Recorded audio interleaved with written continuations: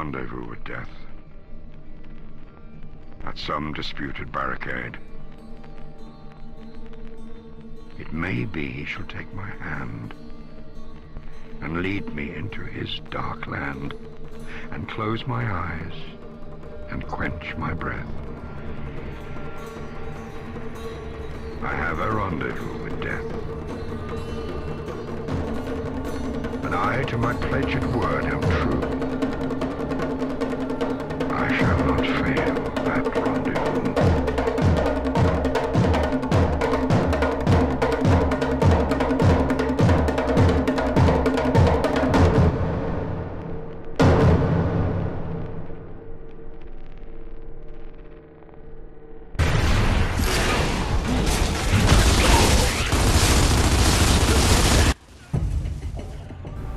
Gears of War. It had as much hype behind it as Halo 3. The campaign was amazing, and while lacking a good story, it was one of the most challenging and most enjoyable games of the year, winning Game of the Year from most critics. Gears of War 2 is finally out, 2 years after the original, and better than Gears 1 in almost every way. I really don't know where to begin because there's just so much to cover in this game. So let's start with the campaign. A good single-player campaign will always have you doing something different. While the core mechanics remain, the levels should be different enough so that you're having a unique experience on every single encounter. Gears of War 2 does this so well that sometimes I forget that this is only the second installment of the series. The first level feels a lot like the gameplay in Gears 1, your simple stop-and-pop gameplay that's been refined to near perfection. However, after that there is so much new things that show off Epic Games' mastery of level design. You'll find yourself cautiously moving down a tunnel one moment, on the look for the new kamikaze-like tickers, while trying to stay close to a huge vehicle behind you giving you light. Next thing you know, you'll go toe-to-toe with a Reaver, or start firing a mortar at a Brumach. Everything is different, and the basic shooting segments are broken up in such a way that there are still plenty of them, but they never get old. The only level I have an issue with is the level inside the giant worm. Yeah, there's a giant worm. Your helicopter gets eaten and you find yourself in the insides of a gigantic rockworm. Tell me we aren't where I think we are. Hate to tell you, Dom, we are. Trying to find its heart and kill it, and apparently this worm has creatures that live inside it. Like white blood cells, only ones that try to bite your face off and have claws. I understand the need for gore in this game, as it's a Gears of War staple, but in this level it gets a little ridiculous. Nevertheless, it's still a fun level for the most part, it's just that the amount of blood can take you out of the game a little. The story in Gears 2 has taken one giant step up from its predecessor. The ending seems a bit too familiar, and the last fight is kind of anticlimactic, but for the most part the story is fantastic. You don't just have to struggle against the Locust. Dom is given a personality this time with the search for his wife, Maria. The cutscene where he finds her is very emotional and right up there with the best that games like Half-Life 2 have to offer. Not only that, but the cutscene changes the way that the AI Dom fights. For most of the game, he would hang back with you, taking cover and playing it safe. However, after this, he becomes extremely aggressive.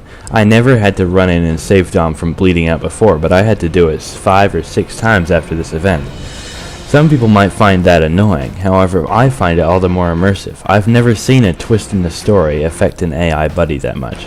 The weapons from Gears 1 return in number 2 with a few refinements. This includes my personal favorite, the Chainsaw Bayonet. My favorite used to be the Hammer of Dawn, however I've had a change of heart for the chainsaw due to the addition of chainsaw duels where if you meet another enemy who also has his chainsaw revved up, you clash chainsaws and have to mash the B button as fast as you possibly can in order to win. And the aptly named Chain Sodomy move. Some of the new weapons include the flamethrower, the Gorgon pistol, and the mortar launcher. One of the biggest complaints about Gears of War 1 was that the multiplayer was very bare bones. It felt like it was tacked on to Gears 1 just for the sake of having multiplayer. It mostly boiled down to who was the best at charging someone with a shotgun, then rolling around and firing randomly. This has been fixed with the addition of stopping power. This means that if you're charging someone and he hits you with bullets, you'll stop, just like in real life. Imagine that. In Gears 1, if you were downed, you could mash A to slow down the time it took to bleed out. Instead, you get something even more useful: crawling. If you're downed in Gears 2, you can crawl to safety or an ally who can pick you up. Mashing A makes you crawl faster. Very useful. These are small changes that make big impacts. However, the real star of the multiplayer this time around is the maps. These are very deadly maps. They have traps in them that can kill anyone who's not paying attention. The traps include a Sarlacc-like monster in the middle of the map, an avalanche that can take out an entire team if you're not careful, and deadly lasers that can be turned on and off.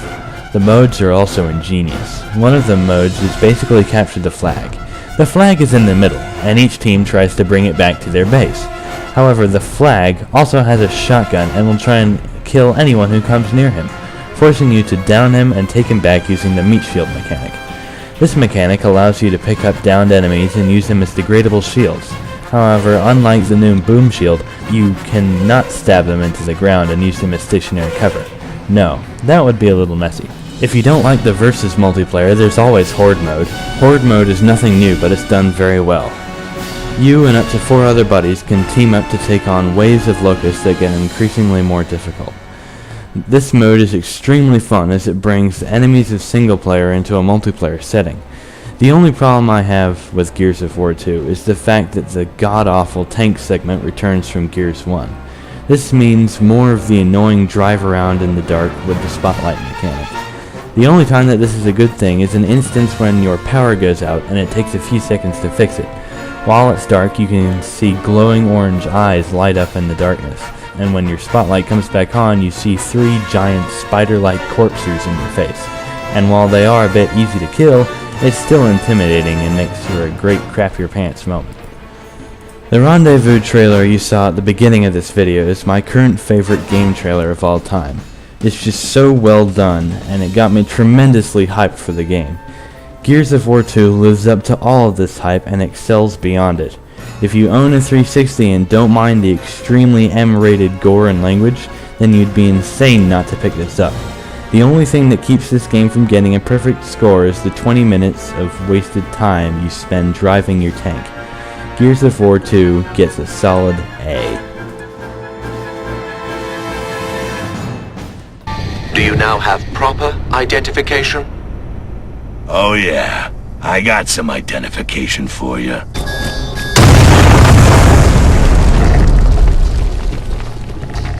Access granted. Thank you. Carry on.